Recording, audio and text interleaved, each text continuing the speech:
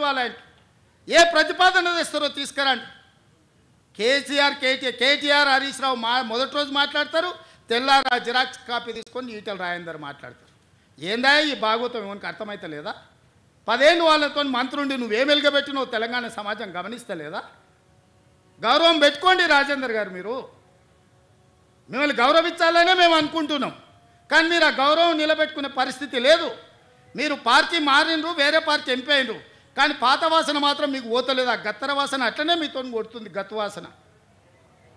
నేను ఇవాళ సూటిగా వారికి సూచన చేస్తున్న ఈటెల రాజేందర్ గారికి, మూసీ పరివాహక ప్రాంతంలో ఉన్న పేదలకు ఇండ్ల పట్టాలతో పాటు ప్రధానమంత్రి ఆవాస్ యోజనలో ఇల్లు కట్టిద్దాం.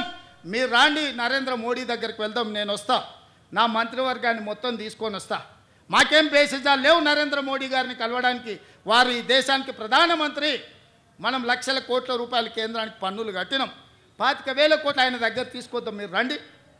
అదేవిధంగా హరీష్ కేటీఆర్ కూడా నేను చెప్తున్నా, మీరు ప్రతిపక్షం అంటున్నారు కదా, రండి సచివాలయం 4 రోజులు కానీ లేవకుండా కూర్చుందాం, చర్చ చేద్దాం. చెరువులు ఆక్రమించుకున్నోడు ఎవడు? చెరువులు ఆక్రమించుకున్నోళ్ళు ఎవరు?